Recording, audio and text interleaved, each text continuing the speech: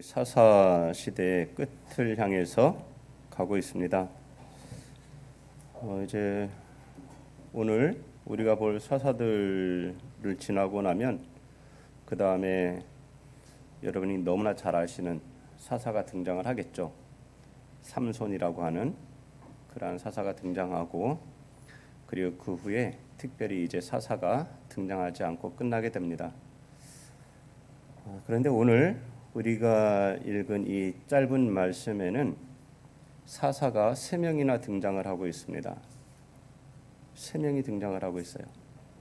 근데 다음에 등장하는 삼손 같은 경우에는 그에게 할애되어 있는 이 사사기의 장수가 4장이나 할애가 되어 있습니다. 그런데 그 한 사람에 대해서 4장을 기록한 반면 오늘 우리가 읽은 말씀은 불과 몇 절입니까? 8절입니다. 8절. 8절에 3명의 사사가 들어가 있는 거예요. 그러면은 이 8절 안에 3명의 사사를 이렇게 등장시켜서 우리에게 말씀하시고자 하는 그러한 뜻이 분명히 있을 겁니다. 그죠? 장이 많이 할애되면 많이 할애된 이유가 있는 것이고, 짧으면 짧은 이유가 있겠죠.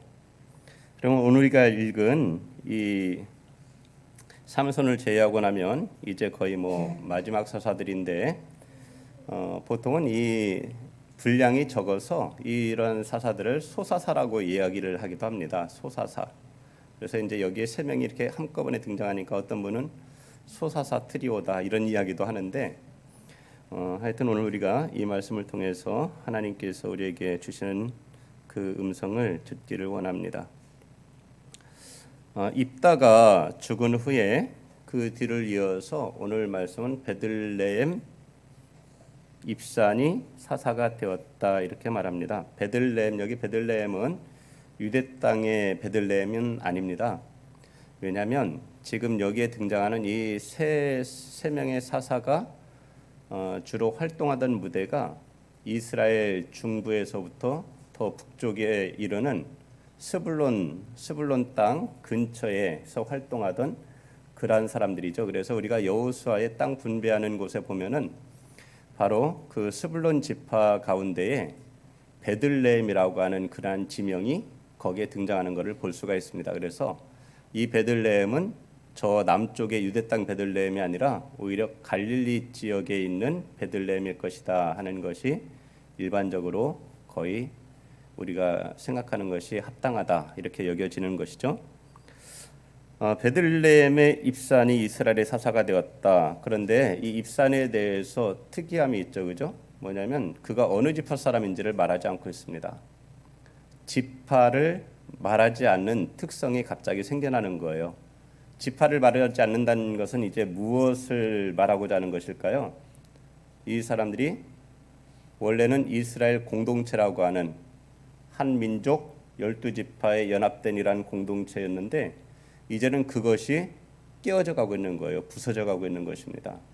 그래서 이제는 한 지역에, 그냥 한 지명의 한 도시에 말하자면 어떤 사람 이렇게 일컬어지고 있는 것을 보게 되는 것이죠.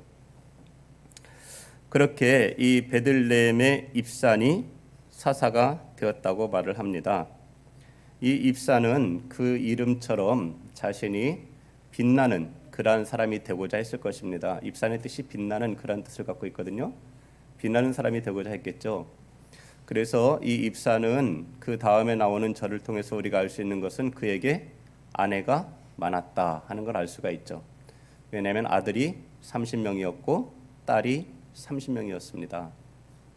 그리고 또한 이 사람은 자신이 그 자신의 그러한 빛나는 그러한 삶을 계속적으로 이어가기를 원했던 것이죠.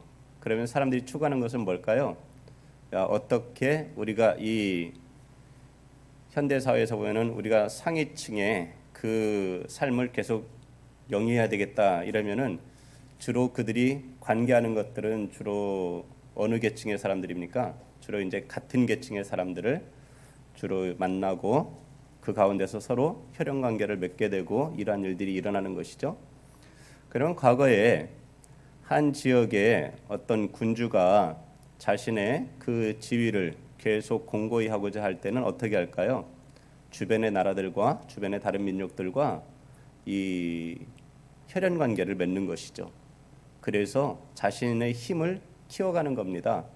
서로가 함께 연대할 수 있는 근거를 마련을 하는 것이죠. 그 가운데 가장 큰 것이 뭐겠어요? 결국은 혈연이잖아요. 혈연. 직접적으로 피를 나누진 않았다 그래도 내 딸들을 그곳에 다른 지역의 영주의 이 며느리로 보내는 것이죠. 그리고 또한 그들의 딸들을 내 아들의 아내로 며느리로 맞아들이는 것입니다. 그렇게 함으로써 자기의 힘을 더욱 견고하게 할 수 있고 또한 누군가가 자기를 위협할 때에도 그러한 관계를 맺고 있으면 도움을 얻어서 물리칠 수가 있게 되겠죠. 그러니까 여기 입산이라고 하는 이 사람을 보면은 그가 아들 30명과 딸 30명을 두었더니 그 딸들을 밖으로 시집 보냈고 아들들을 위하여는 밖에서 여자 30명을 데려왔더라 말하고 있습니다. 그런데 이것은 문제가 있습니다. 문제가 있어요. 뭐냐면 이스라엘 사람들은 자기의 아들을 하나님께서 말씀하실 때 가나안에 그들에게 그 족속들에게 딸들을 그들의 며느리로 주지 말라고 말씀하시는 것이죠. 또한 그들의 딸들을 내 집안에 며느리로 들이지도 말라고 하시는 것입니다. 아내로 맞이하지 말라는 거예요. 우리가 그것을 신명기 7장에서 하나님께서 이제 가나안에 들어갈 그 백성들에게 하시는 말씀을 통해서 정확하게 볼 수가 있습니다. 7장 1절부터 4절까지 말씀을 제가 읽어보겠습니다. 내 하나님 여호와께서 너를 인도하사 내가 가서 차지할 땅으로 들이시고 내 앞에서 여러 민족 헷 족속과 기르가스 족속과 아모리 족속과 가나안 족속과 브리스 족속과 히위 족속과 여부스 족속 곧 너보다 많고 힘이 센 7 족속을 쫓아내실 때에 내 하나님 여호와께서 그들을 내게 넘겨 내게 치게 하시리니 그때 너는 그들을 진멸할 것이라. 그들과 어떤 언약도 하지 말 것이요 그들을 불쌍히 여기지도 말 것이며 또 그들과 혼인하지도 말지니 내 딸을 그들의 아들에게 주지 말 것이요 그들의 딸도 내 며느리로 삼지 말 것은 그가 내 아들을 유혹하여 그가 여호와를 떠나고 다른 신들을 섬기게 하므로 여호와께서 너희에게 진노하사 갑자기 너희를 멸하실 것임이니라. 이런 말씀을 이미 하셨어요. 근데 지금 이스라엘 사람들은 하나님이 주신 약속의 땅에 들어가서 그 가나안 7 족속을 다 쫓아냈습니까? 쫓아내질 못했어요. 그들이 그 가운데에서 지금 여전히 같이 살아가고 있는 것입니다. 나름의 자기들의 공동체를 어쨌든 더욱 견고히 하면서 그 가운데에서 마치 물과 기름처럼 섞이지는 않을지라도 그 가운데서 공존하고 있는데 지금 베들레헴의 입사는 어떤 일을 하고 있냐면 말하자면 그들에게 자기의 딸들을 주는 거예요. 그리고 그들의 딸들을 자기의 며느리로 받아들이고 있는 것입니다. 그럼 결국 그 결말은 어떻게 되겠어요? 결말은 하나님이 주신 말씀 그대로 이루어지는 것이죠. 우리가 지혜의 왕이라고 하는 솔로몬 같은 경우에도 그가 이방의 많은 여인들을 자기의 아내와 첩으로 삼았을 때에 그가 어떻게 되었습니까? 지혜의 왕이라고 하는 그가 그 여인들의 그 말의 꾀임을 분별하지 못했을까요? 분별했을지라도 그 마음을 그 여인들이 하나님께로부터 돌이켰단 말이죠. 하나님으로부터 떠나게 만들었어요. 처음에는 그것이 아무렇지도 않을 것 같았죠. 자기가 젊을 때, 더 힘 있을 때, 그리고 더 지혜가 있다고 느껴지는 그러한 때에, 그리고 무엇인가 다른 이들의 눈을 의식할 때에는 하나님을 경외했을지 모르지만 점점 자기의 왕권이 강화되고 자기의 힘과 자기의 부가 그리고 자기의 권력이 견고해질수록 오히려 하나님으로부터 떠나게 되는 것이 일반적인 권력자들의 모습인 것을 보게 됩니다. 결국 입산이 이렇게 자기의 아들들을 위해서 다른 사람들 밖으로부터 이 여자들을 데려와서 며느리로 삼고 자기의 딸들을 밖에 있는 사람들에게 그들의 밖에 있는 아들들에게 주었을 때의 결말은 말하고 있지 않지만은 하나님이 말씀하시는 것처럼 그렇게 될 수밖에 없는 것이에요.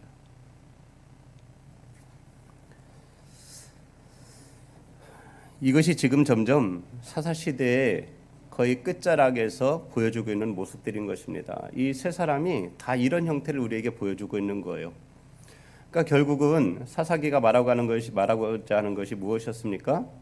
그때에 이스라엘에 왕이 없으므로 각자가 자기의 소견에 옳은 대로 행하였다는 것이죠. 지금 입산이 이러한 삶을 살고 있었습니다. 그가 이스라엘의 사사가 되어서 이렇게 자기 아들들과 자기의 딸들을 그렇게 밖으로 안으로 데리고 왔지만은 그러나 그의 사사의 기간은 불과 몇 년입니까? 7년입니다. 그에게 부함이 있어서 그가 힘이 있어서 사사가 되었는지 모르지만 그가 영원히 견고하게 자기의 힘을 유지하고자 했던 그것이 불과 7년 만에 자기가 이 땅을 떠남으로써 권력과 전혀 상관없는 그냥 한 줌의 흙으로 돌아가는 것을 보게 되는 것이죠. 그 뒤를 이어서 스불론 사람 엘론이 이스라엘의 사사가 되었습니다. 이 엘론에 대한 기록은 사사기에서 사사들 내용 가운데 가장 짧다고 말할 수가 있어요. 딱 두 줄에 우리에게 그의 모든 것을 말해주고 있는 것이죠. 그들을 이어 스불론 사람 엘론이 이스라엘의 사사가 되어 10년 동안 이스라엘을 다스렸더라. 스불론 사람 엘론이 죽음에 스불론 땅 아얄론에 장사되었더라. 이것이 그에 대한 모든 것이에요. 엘론이라고 하는 뜻은 상수리나무라고 하는 그러한 뜻을 가지고 있습니다. 이 사사에 대해서 굳이 딱 두 줄을 기록하면서 한 가지 우리가 주목해 볼 것은 무엇이냐면 바로 이 엘론이 죽었을 때에 스불론 땅 아얄론에 장사되었더라 하는 것이죠. 우리 성경은 지금 그의 이름을 엘론으로 여기고 그가 장사된 그 땅을 아얄론이라고 하고 있지만은 실은 아얄론이 엘론입니다.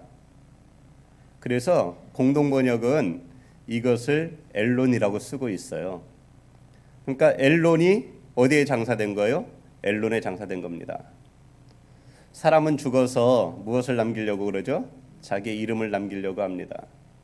호랑이는 가족을 남긴다며요. 근데 사람은 죽어서 자기 이름을 남기고자 하죠.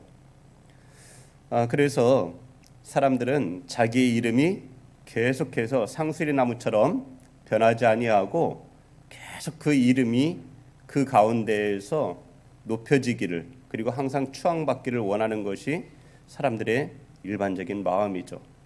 그래서 높아지려고 하는 거 아닙니까? 그래서 훌륭한 사람이 되려고 하는 거 아니에요? 그래서 사람들 가운데에서 명예를 얻고 그리고 영광을 얻으려고 하는 거 아닙니까? 근데 바로 엘론이 그러한 사람인 것이죠. 오늘 여기는 우리 지금 여기 교회 주소는 왕십리로 282번지예요. 282. 번지라고 하기는 좀 그렇죠. 이제는 282입니다. 건물 번호가 282예요. 그래서 왕십리로 282인데 우리가 이전에 있던 교회 주소는 뭐예요? 고산자로 8가 51. 네, 고산자로 8가 51이었어요. 고산자가 누구예요? 김정호죠. 대동여지도를 만들었던 김정호의 호가 고산자입니다. 그래서 여기가 고산자로가 된 거예요. 우리가 저기 테헤란로도 결국은 이제 그 이란과 이 수교하면서 그러면서 그 이름을 테헤란이라고 지은 거잖아요.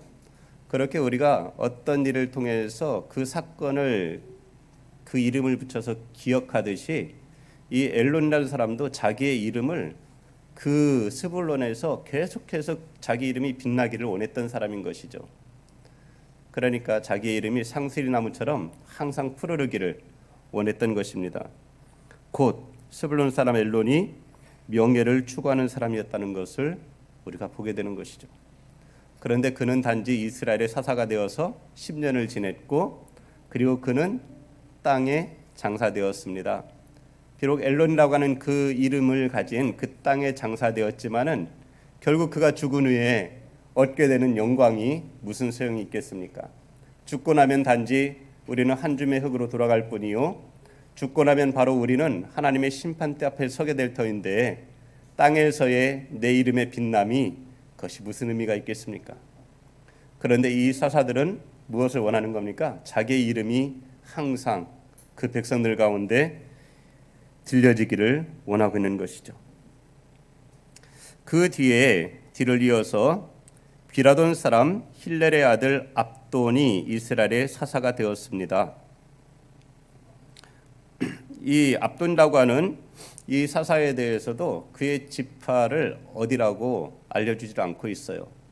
소속이 없습니다. 그냥 비라돈 사람이에요. 그냥 어떤 지역에 유력한 사람, 이제 아니면은 그냥 어느 곳 사람.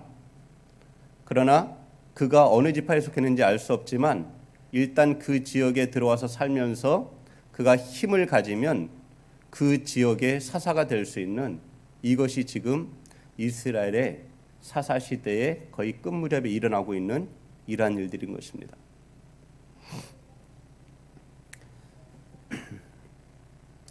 압돈이라는 이름의 뜻이 참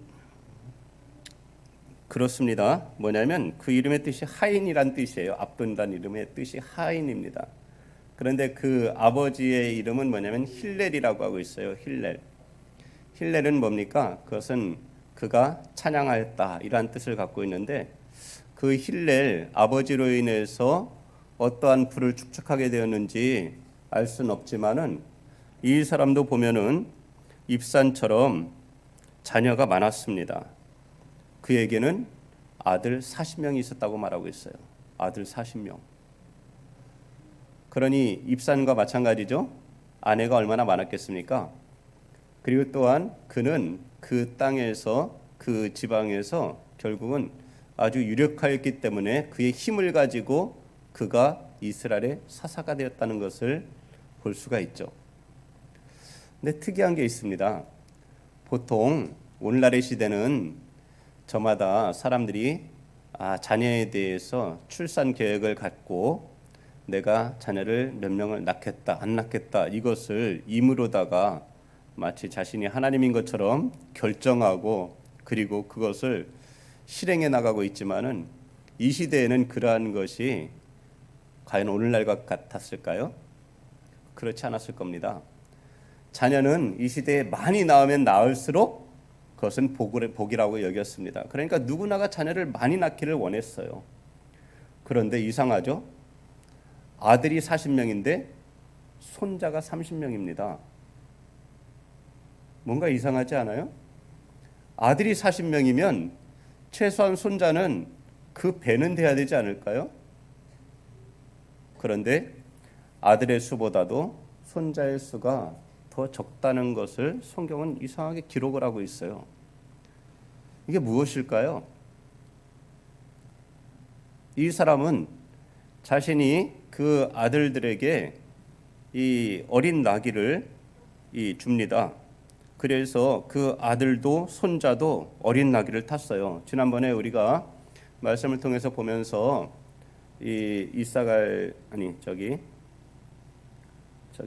므낫세 지파에 속한 그 사람들, 길르앗 지방에서 어떤 일들이 있었습니까? 길르앗이 결국은 아들들에게 어린 나귀를 갖다가 주었잖아요. 그리고 30개를 주고 그리고는 그 39호를 다스리는 이러한 일들이 있었는데, 그때 어린 나귀는 뭐라 그랬어요? 오늘날로 말하면은 하나의 좋은 고급 승용차입니다. 그러니까 아들들에게 그러한 고급 승용차 한 대씩을 다 뽑아준 거죠. 근데 이 사람은 손자들에게까지도 그러한 일을 해주는 거예요.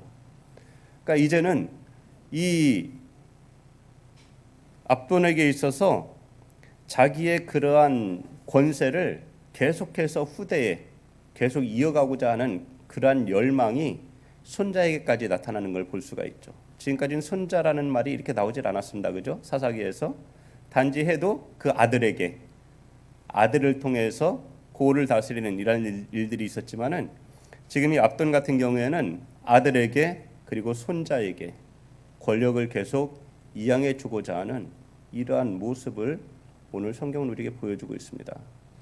이 세 명의 사사를 통해서 볼 때에 어떻습니까? 이들의 모습이 오늘날의 사람들이 추구하는 것과 똑같은 거예요. 똑같습니다. 그리고 우리가 오늘 읽은 말씀 가운데에 특별한 것이 있어요. 그것이 뭘까요? 하나님이 등장하지 않습니다. 하나님이 없어요. 하나님께서 이들 가운데 개입하신 사건이 하나도 없습니다. 하나님을 가리키는 용어 자체가 없고 여호와를 가리키는 용어 자체가 완전히 배제되어져 있어요. 지금 이들에게 하나님이 있을까요? 아니면 없을까요? 사사는 하나님이 세우는 겁니까? 사람이 세우는 겁니까? 실은 하나님께서 세우는 사사였습니다. 사사는 재판관이지만은 이 사사기에서 하나님이 세우시는 사사들은 재판관입니까? 아니면 구원자입니까? 실은 구원자예요. 사사기 그 용어는 판관이지만은 그러나 실은 사사기에서 우리에게 들려주고 있는 사사는 바로 하나님이 세운 사사들은 다 구원자였던 것을 볼 수 있게 되는 것이죠. 그러나 이스라엘 사람들은 하나님이 세운 사사는 구원자인 반면에 이 사람들이 자신들이 세우는 사람들은 다 뭐예요? 그냥 하나의 판관인 것입니다. 하나의 통치자인 거예요. 그러니까 오늘 등장하는 이 세 명의 사사도 결국은 뭐예요? 구원하였다는 이야기는 하나도 없이 단지 어찌 보면 평화로울 때에 자신이 가진 힘을 가지고 그냥 그 백성들을 다스리려고 하는, 권력을 쥐고 그들을 통치하는 그러한 하나의 판관들로서 등장하고 있는 것을 보게 된다는 것이죠. 그렇게 보면 이 사사들은 하나님이 없이 단지 힘만을 가진 그러한 존재들입니다. 사람이 하나님 없이 산다고 하는 것이 어떤 결과를 초래하는지 아십니까? 세상에서 우리가 성경의 역사를 통해 볼 때에도 제일 큰 사건은 어떻게 보면은 노아 시대의 홍수라고 말할 수 있을 겁니다. 노아 때의 홍수. 사람들은 노아 시대 때에 하나님께서 왜 그 사람들을 갖다가 당시에 수십억이 될지도 모르는 그 사람들을 다 물로다가 왜 다 심판하셨을까? 이것에 대해서 의문을 가지죠. 그리고 왜 하나님은 그 생명을 갖다가 너무나 귀하게 여기신다고 하면서 어떻게 그 수십억의 사람을 다 익사시켜서 다 죽일 수가 있느냐? 이것에 대해서 사람들은 의아해합니다. 그러면서 하나님이 진짜 사랑의 하나님이신가? 하나님이 정말 공의로우신 분일까? 당시에 노아보다 더 훌륭한 사람은 없었을까? 마치 아브라함 시대에 욥이 등장하는 것처럼 노아의 시대에 욥과 같은, 노아보다 어찌 보면은 더 의로운 사람이 그 세상 가운데 없었을까? 이러한 생각들을 하면서 하나님의 심판에 대해서 의심하는 사람들이 있습니다. 성도 여러분은 어떻게 생각하세요? 노아 시대 하나님의 심판은 의로웠다. 오른손. 뭔가 이상해. 좀 뭔가 의롭지 않은 것 같아. 정의롭지 않은 것 같아. 왼손. 아무도 안 드신다는 것은 모르겠어요. 하나님이 알아서 하셨으니까. 그런 겁니까? 저는 하나님의 심판은 철저하게 의롭다고 믿습니다. 우리가 창세기 6장 3절에 보면은 하나님께서 이런 말씀을 하십니다. 나의 영이 영원히 사람과 함께하지 아니하리니 이는 그들이 육신이 됨이라. 이런 말씀을 하세요.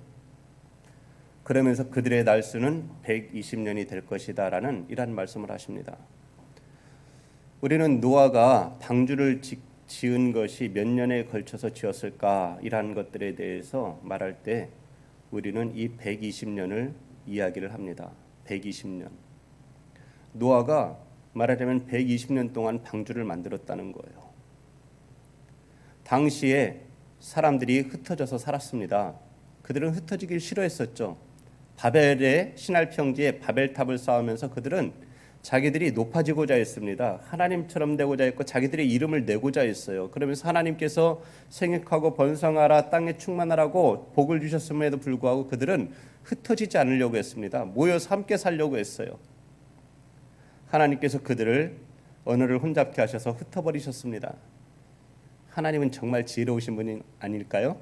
어떻게 이 사람들을 어떻게 흩어버리셨는지 생각하면 당시에 지금 우리가 언어가 많으니까 이런 생각을 하지만은 그럴 수 있지 지극히 당연하게 받아들이지만 한 가지 언어를 사용하던 그 사람들의 언어를 다 방언을 말하도록 하나님께서 역사하신 거예요. 그 시대의 사람들에게 수없이 많은 방언을 다 그들에게 주신 거예요.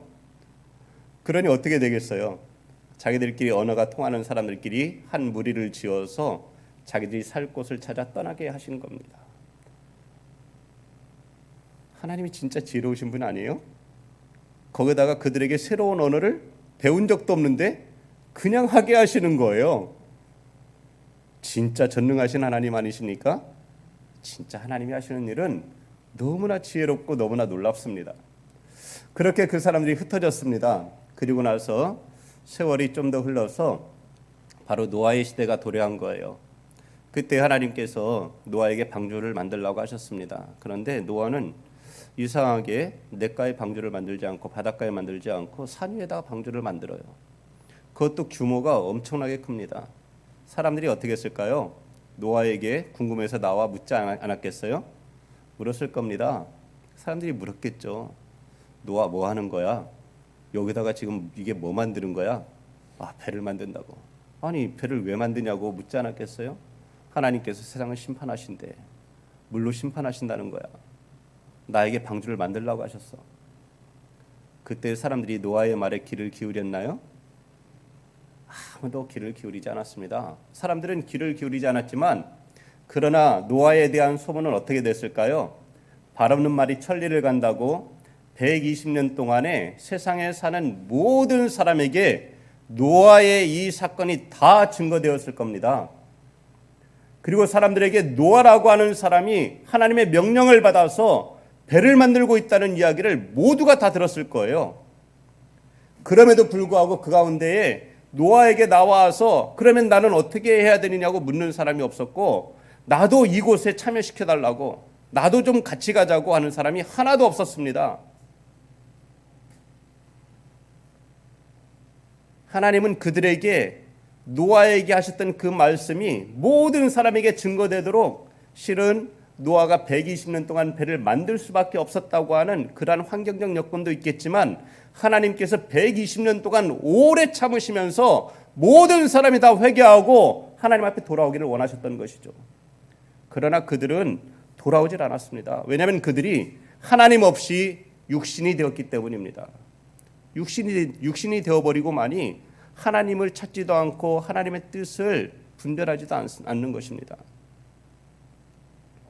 이 사사시대에 일하는 사람들처럼 말입니다. 그리고 신약에 가게 되면 그래서 뭐라고 합니까? 우리는 하나님의 영이 함께 하시는 신령한 사람이 되어서 하나님의 뜻을 알고 하나님의 뜻을 분별하고 하나님과 함께 인생길을 걸어가는 그러한 사람들이 되어야 되죠. 신약 성경은 우리에게 하나님과 동행할 것에 대해서 그렇게 성령님의 인도하심을 따라 살 것에 대해서 계속해서 우리에게 권면하고 있습니다. 그러나 성령이 없는 사람은 어떤 사람입니까? 하나님의 영이 없는 사람은 그냥 육신인 거예요. 하나님의 일을 알지도 못하기 때문에 하나님이 기뻐하시는 일을 하지도 않을 뿐더러 자기의 육신을 따라서 자기의 쾌락을 쫓아서 그냥 자기 마음대로 살아갈 뿐인 것이죠. 사사시대의 이 사사들이나 노아 시대의 사람들이나 오늘의 하나님 없이 살아가는 성령의 인도함을 받지 않는 사람이나 다 동일한 것이죠. 그러면 결국 그 결국이 뭐겠어요? 노아 시대의 홍수로다가 하나님께서 심판하시는 것처럼 그러한 사람에게는 심판이 있을 뿐인 것입니다. 심판이. 이 사사 시대에 이들의 이러한 모습의 결과가 어떻게 나타나는지는 우리가 다음에 삼손의 이야기를 들어가면서 분명히 보게 될 겁니다. 정말 너무나 엄청난 일이 벌어지고 있어요. 지금 이것은 우리가 사사기가 어떻게 분류가 되는지를 보았잖아요, 그죠? 아비멜렉을 중심으로 해서 그 앞쪽에 하나님께서 세우신 사사들이 하나님의 뜻을 따라 그 백성들을 구원해 내었을 때에 그 땅에 평화가 찾아왔잖아요. 40년 동안 혹은 80년 동안 평화가 찾아왔습니다. 그러나 아비멜렉 이후에 사사들의 활동이 있으나 그러나 하나님이 주시는 그러한 평화가 그 땅에 다시는 찾아오질 않는 겁니다. 그들의 통치가 있다고 할지라도 하나님은 그 땅의 평화는 말씀하시지 않는 거예요. 그들이 몇 년 동안 사사가 있다 그래도 하나님이 말씀하시는 것처럼 40년, 완전한 40년의 한 세대의 평화는 없는 것입니다. 오늘 이 사사들은 자기들이 어떤 의도를 가지고 사사로서의 그 지위를 계속 유지하고자 여러 가지 방법들을 사용했으나 그들의 사사의 기간은 불과 7년, 10년, 8년 이렇게 하고서 그냥 끝나버리는 것입니다. 그리고 그냥 그 땅에 묻혀버리는 거예요. 그리고 그냥 잊혀지는 것입니다. 우리가 오늘 예수 그리스도 안에서 새로운 사람이 되었다면, 성령의 인도함을 받는 사람이 되었다고 한다면 우리들은 새로운 것을 추구해야 됩니다. 이 사사들이 추구하던 것처럼 자기의 이름이 빛나는 것을, 자기가 이 땅에서 명예를 얻기를, 또는 아니면은 권력을 더 공고히 하기를, 아니면 자기의 힘과 능력과 부를 자손에게 계승하려고 하기보다는 오직 하나님을 찾고 하나님과 동행하는, 하나님 뜻대로 행하고자 하는 그러한 갈망을 가지고 사셔야 됩니다. 그것이 성도가 지향해야 할 곳이에요. 오늘 이들의 사사의 이러한 삶의 이 덧없음을 우리가 보았습니다. 이들의 이러한 모습은 실은 하나님 편에서 볼 때는 뭐겠어요? 평강이 없다고 하는 것은 그냥 혼란스러운 거예요. 혼돈인 거예요. 이 혼돈의 시대를 누가 정리할 수 있을까요? 자신의 힘으로 과연 정리가 될까요? 자신의 힘으로 정리가 되지 않습니다. 우리가 추구하는 것은 결국 뭐예요? 안목의 정욕과 이생의 자랑과 육신의 정욕밖에 없는 거예요. 우리의 힘으로는 그것을 정리할 수가 없어요. 우리는 계속해서 그거에 미혹되어져 갈 뿐이에요. 그러면 어떻게 정리가 될까요? 다시 하나님의 인도함을 받는, 그리고 하나님을 찾고 하나님의 도우심을 받는 그러한 삶을 살 때 비로소 혼돈이 정리가 되고 참 평화가 우리에게 있게 되는 것입니다. 우리 성도 여러분이 그렇게 오늘도 하나님의 은혜를 구하며 하나님의 도우심을 구하며 평화의 삶을 살아가시기를 예수님의 이름으로 축복의 말씀을 드립니다.